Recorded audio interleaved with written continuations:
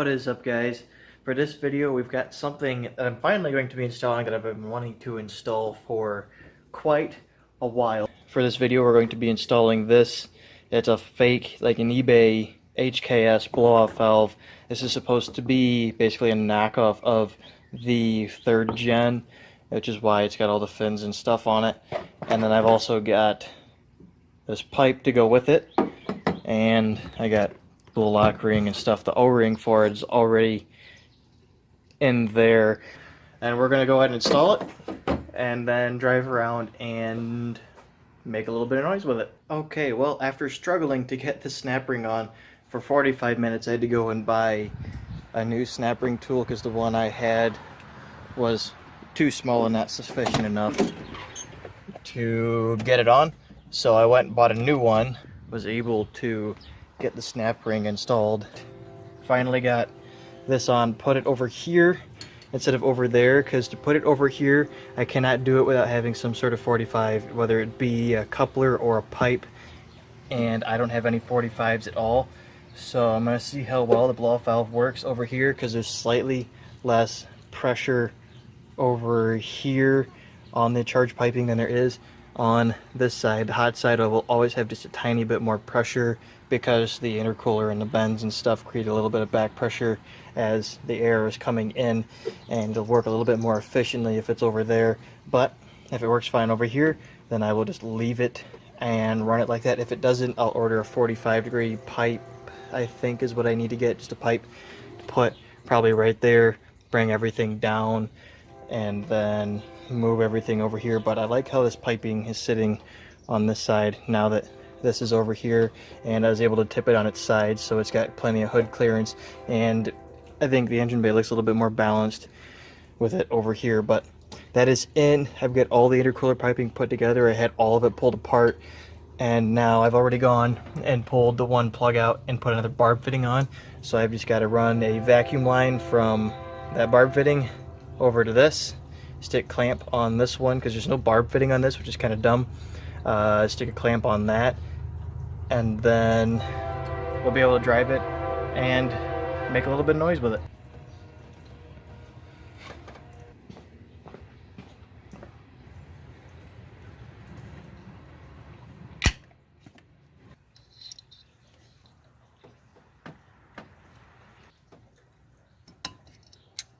Okay, it's all done. Got my clamp on here. It doesn't seem like it wants to pull off. Hose is on. I need to zip tie it, but for now we're just gonna let it flop around. It's not really near anything that it can get hot on anyway, and it's time to go drive it and see how much noise it makes, I guess. I've gone and double checked everything, so we are good to go. I just gotta grab the key, start it, and we'll go drive it.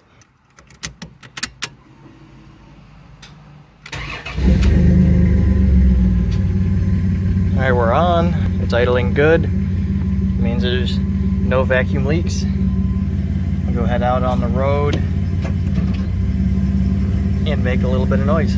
This no power steering really sucks. I need to get that fixed ASAP. But that's expensive. They have to buy a new rack, a new pump, and new lines, basically, because the whole system is junk.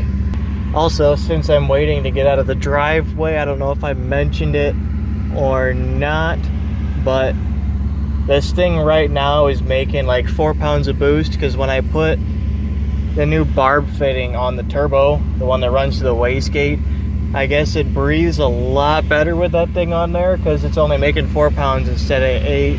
I guess it was just blowing less pressure out of it that way, and now it's blowing a lot more, which I guess is good, making less boost for now until it gets tuned. But it would be nice to be making, 8 again. But also, the FMU I don't think is working at all anymore. So I'm not gonna get like way into boost and step on it real hard, but we'll be able to make noise. I need to get the Megazord done very, very soon, because it kind of sucks not being able to do anything with it anymore. The FMU, I didn't think it was gonna last very long, but I thought it would last longer than it did. Alright, now I'm gonna kick it down into 2nd gear, because I can't kick it down into 1st anymore, so otherwise I would just do a real slow roll. We'll kick it down. Let's slow down just a little bit because I don't want to be too hard on the transmission. All right, there we go. And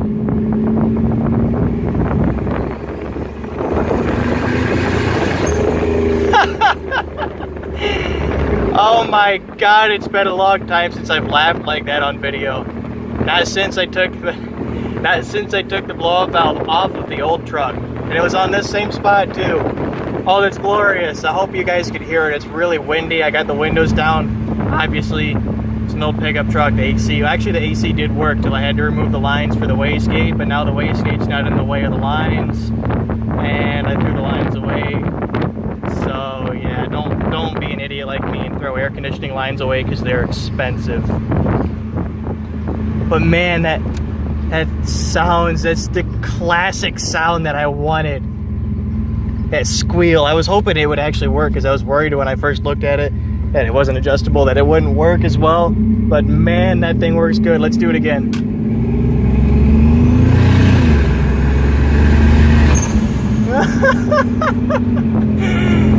Oh my God, that's so good. That will never, ever get old. Oh man, I gotta be gentle. It was getting up. I wasn't wide open on it and really making much boost, but AFRs, they were sneaking up into like the 16s. And I mean, I was at half throttle, so it's not like I was putting that much load on it, but it's still scary. It should be okay since it's not like I'm in full boost at that AFR, but like I said, I gotta be careful because eBay FMU, if you're gonna run an FMU, at least get a real one. Don't get an OPX, don't get the brandless like Sport JDM garbage. Get a real one. Otherwise it will not work at all, or just don't buy an FMU because I probably will. I want to try an FMU on something else again and see if it will actually work, but I want to put it on something I don't care about so I can just send it.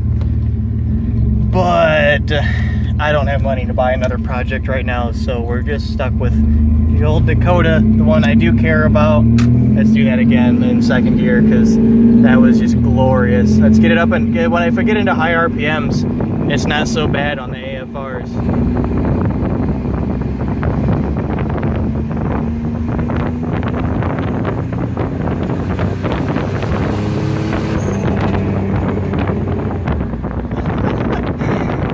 Actually, it does really good in high RPMs because it goes into, I think, closed loop is the rich mode and open loop is the lean mode. If you get it to go into whatever the rich mode is, it does fine. So maybe the FMU does work because it got all the way down to the 11s again. But man, I didn't see how much boost it made though, so maybe we can do it again, I guess. Oh, I'm going too fast for that. See, this is why automatics suck. Alright, downshift, downshift.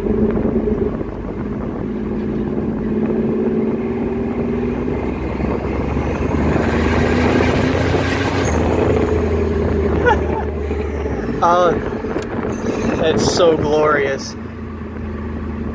Oh man, I've wanted to have something that makes that sound for so long.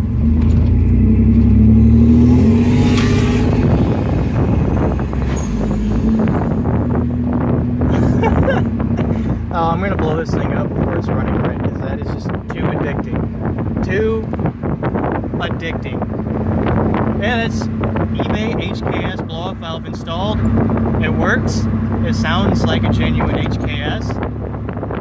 And I don't know if it leaks boost or not. Probably won't find out if it does until this thing is on the dyno.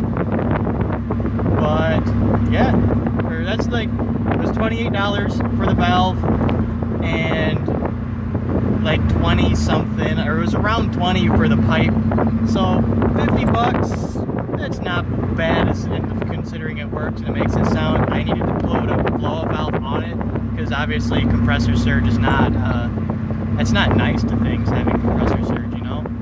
And it's an eBay turbo, which shouldn't have, I didn't think it would even last this long.